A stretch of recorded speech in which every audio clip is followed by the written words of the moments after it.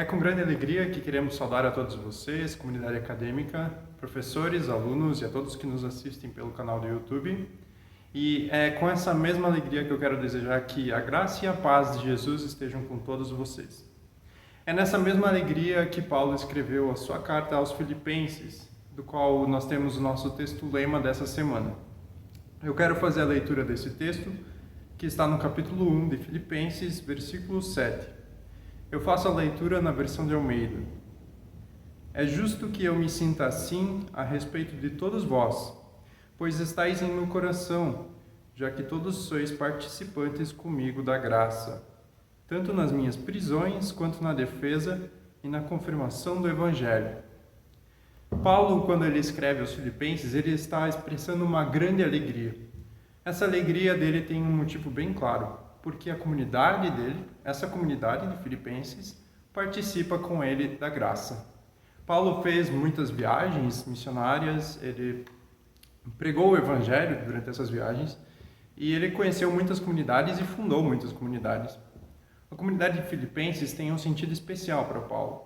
Ela é uma comunidade que sustentou ele, é uma comunidade que o ajudou. É uma comunidade com a qual ele tem alegria de lembrar. Ele tem alegria de lembrar porque essa comunidade está junto com ele na graça. Essa comunidade ajuda ele na confirmação do Evangelho. Paulo escreve que eles participaram junto com ele, tanto nas prisões quanto na defesa e na confirmação do Evangelho. Paulo, nesse momento, está longe da comunidade. Paulo, ele tem se lembrado dessa comunidade. Paulo tem guardado essa comunidade no coração. Talvez você e eu também estejamos assim, longe um do outro. Talvez eu e você estejamos em casa por causa da pandemia, já faz 5 meses, quase 6. Talvez eu e você estejamos na FLT, talvez você esteja na FLT, talvez você esteja ainda mais longe. Mas nós podemos nos alegrar e eu quero transmitir essa alegria para vocês. Eu quero que hoje nós possamos estar nesse devocional, lembrando que essa alegria que Paulo expressou aos Filipenses também é uma alegria que cabe a nós. Essa alegria cabe a nós porque nós também fomos alcançados pela graça. Se nós fomos alcançados pela graça, essa alegria que Paulo descreve aos Filipenses também nos alcança. Ela nos alcança porque ela está situada em Jesus Cristo, na salvação, naquele que morreu por nós, ressuscitou para nos salvar. E essa mesma alegria, nós, como estudantes de teologia, nós também queremos transmitir.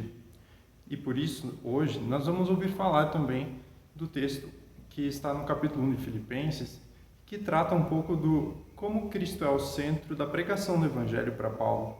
Como para Paulo, Cristo era o mais importante. E se ele fosse morrer, tudo bem, isso era lucro, isso era alegria, porque isso era parte daquilo que ele estava pregando.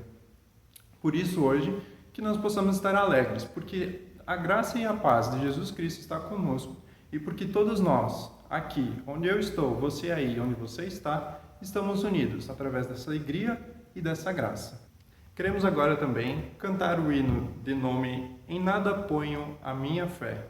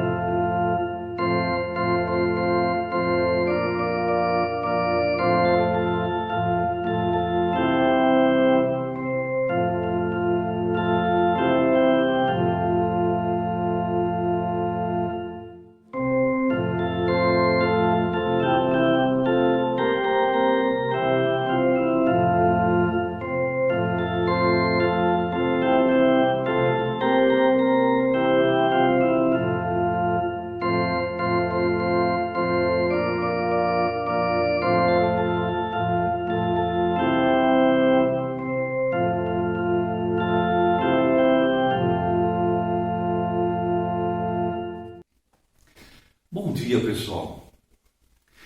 Quais são princípios teológicos que caracterizam o ministério com ordenação? Você já parou para pensar sobre isso? Talvez quando eu faço a pergunta, você logo lembra que aqui na FLT, você vai escrever o seu posicionamento teológico no final do curso. E ali você precisa se posicionar sobre aquilo que você compreende como vocação, como ministério, como ordenação. Mas o meu objetivo aqui não é, em primeiro lugar, discutir questões teológicas sobre esse tema. Mas eu desejo, de fato, que você possa ser iluminado, orientado a partir da palavra, que você possa ser fortalecido em sua vocação e animado para o seu ministério. Então, eu desejo que o Senhor possa abençoar a tua vida, a tua vocação. Aliás, como está a tua vocação? Você ainda lembra? Você ainda lembra por que você está aqui? Você ainda lembra o que te trouxe para estudar teologia? Princípios teológicos que podem caracterizar o ministério com ordenação. Eu quero ler contigo o texto bíblico previsto para o dia de hoje, aliás, para o domingo que vem, mas que nós vamos já refletir hoje. Está escrito na carta de Paulo aos Filipenses, capítulo 1, versículo 21 e seguintes. E ali nós lemos o seguinte, Filipenses 1, 21 e seguintes. Paulo escreve e diz: porque para mim o viver é Cristo, morrer é lucro. Caso eu continue vivendo no corpo, eu terei fruto do meu trabalho. Mas já não sei o que escolher. Estou pressionado dos dois lados. Por um lado, desejo partir e estar com Cristo, o que é muito melhor. Por outro lado, é mais necessário, por causa de vocês, que eu permaneça no corpo. E convencido disso, eu sei que vou permanecer e continuar com todos vocês para o seu progresso e alegria na fé, a fim de que pela minha presença, outra vez, a exultação de vocês em Cristo Jesus transborde por minha causa. Não importa o que aconteça, exerçam a cidadania de maneira digna do Evangelho de Cristo, para que assim, quer eu vá e os veja, ou quer apenas ouça a respeito de vocês na minha ausência, fique eu sabendo que vocês permaneceram firmes, ou permanecem firmes, num só espírito, lutando unânimes pela fé evangélica, sem de forma alguma deixar-se intimidar por aqueles que se opõem a vocês. Para eles, isso é sinal de destruição, mas para vocês, de salvação, e isso da parte de Deus. Pois a vocês foi dado o privilégio não apenas de crerem em Cristo, mas também de sofrerem por Ele, já que estão passando pelo mesmo combate que me viram enfrentar e agora ouvem que eu ainda enfrento. Quais são características que norteiam o ministério ordenado? Eu quero responder essa pergunta com 3 respostas derivadas aqui do texto bíblico. Primeira resposta, que caracteriza o ministério ordenado, é que ele acontece coram Deo, na presença de Deus. Paulo vai dizer aqui no versículo 21, porque para mim o viver é Cristo. Então, em outras palavras, o ministério da gente é exercido na presença de Cristo. Talvez você vai perguntar, mas professor, a carta aos Filipenses, o grande tema não é o tema da alegria? É verdade. O tema da alegria transparece, inclusive, aqui também no nosso texto. Mas se nós olharmos para o primeiro capítulo de Filipenses, 18 vezes Paulo vai mencionar a palavra Cristo. Faça aí a conta. Leia todo o capítulo. 18 vezes a palavra Cristo, Cristo Jesus, em Cristo. Ou seja, Cristo é absolutamente central para a vida e para a biografia de Paulo. Por isso que ele vai dizer, para mim, o viver é Cristo. O que significa isso na prática, viver em Cristo? Significa que a vida E o ministério do apóstolo Paulo é transversalizado pela presença de Jesus. Ou se eu pudesse usar uma ilustração, é como se a gente no nosso ministério usasse óculos. Então, antes de olhar a realidade, eu primeiro olho para o meu Senhor. Eu olho primeiro para Cristo e depois para a comunidade. Eu olho primeiro para Cristo e depois para a minha vocação, para os desafios, para o meu ministério. Então, a vida, o ministério, ele é visto sob a perspectiva do próprio Senhor Jesus. Como é que ele vê, como é que ele percebe a comunidade e a minha vocação? Então, é colocar Jesus Cristo no centro da nossa existência. É a espiritualidade praticada pelo irmão Lourenço. Leia, procure na internet, você vai encontrar o livrinho dele, Prática da Presença de Deus. E ele, como um monge, aliás, como alguém que participava ali da ordem carmelita, ele não era monge, ele era leigo, né?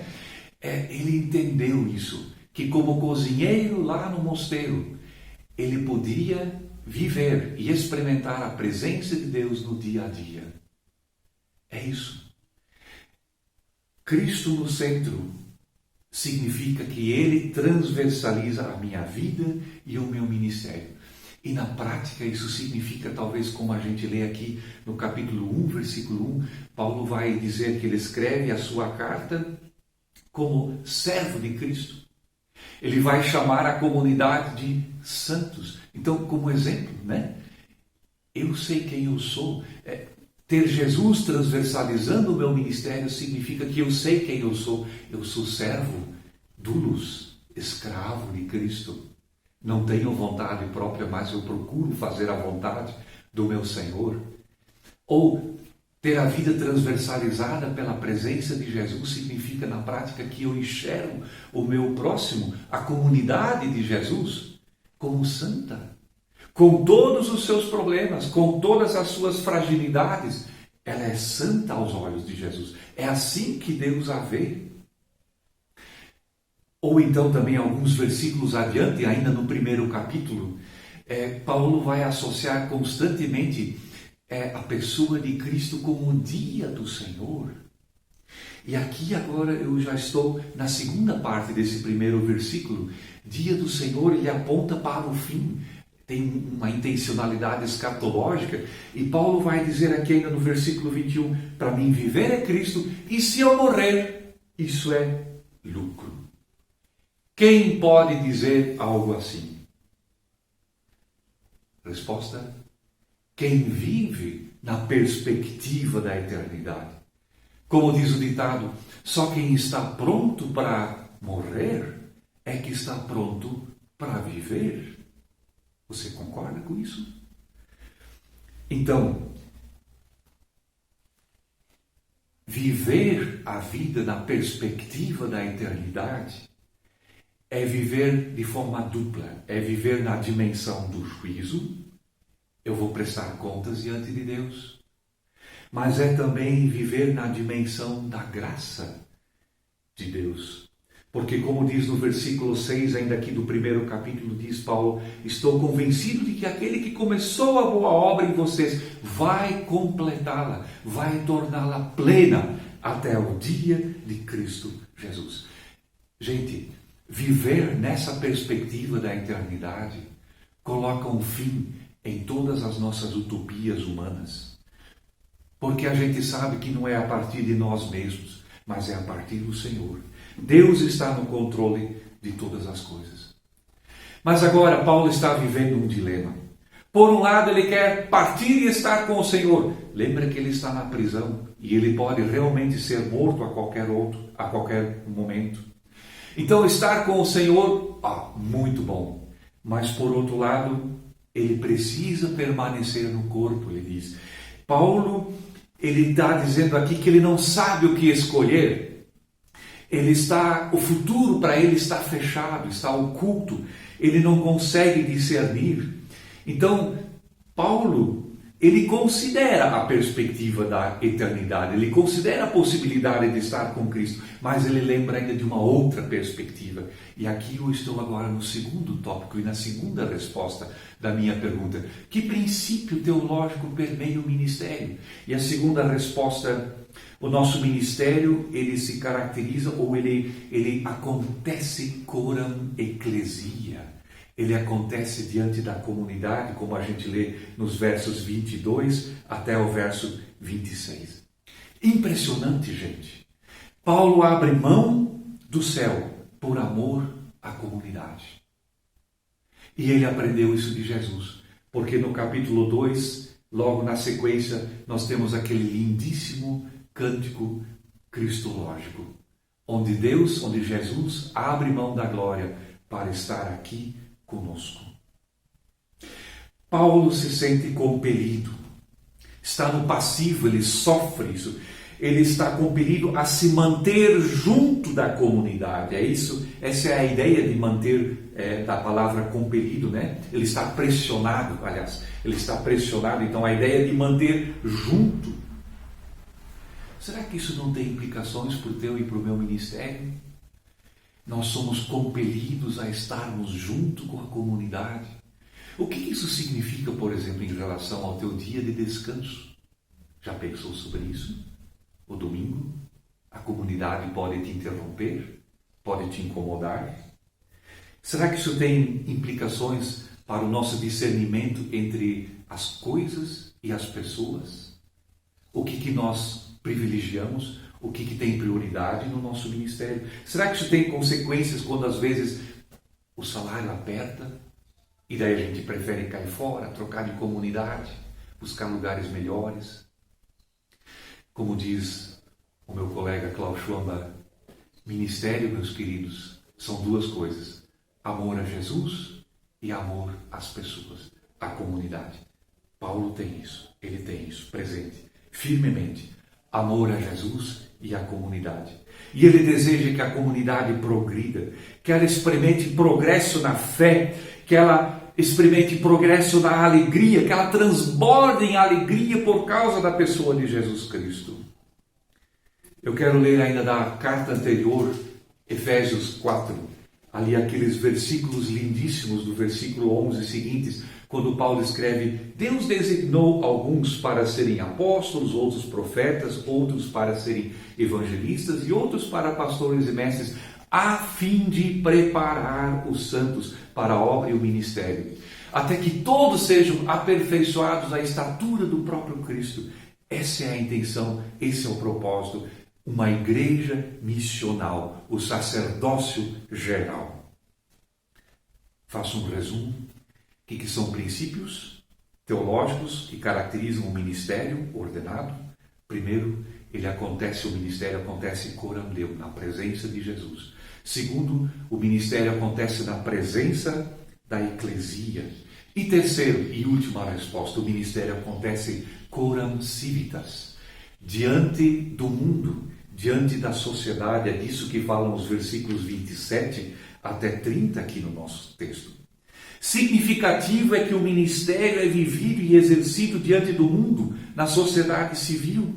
E Paulo vai dizer: vivam de maneira digna do Evangelho a cidadania de vocês.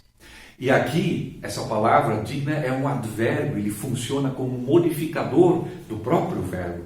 Então, viver de maneira digna do Evangelho é viver de uma maneira que corresponda ao Evangelho, que seja apropriado como convém ao Evangelho. E ele mesmo responde o que significa corresponder ao Evangelho. E ele vai dizer no versículo 27, permaneçam firmes. E a ideia e a imagem que está aqui é de um soldado que não arreda o pé. Essa é a imagem, fiquem firmes como um soldado que mantém a sua posição. E não só isso, o verso 27 também vai dizer, permaneçam em um só espírito, em uma só alma. Espírito, algumas traduções até colocam em maiúsculo como referência ao Espírito Santo. Mas eu penso aqui em espírito minúsculo mesmo, como o pneumati.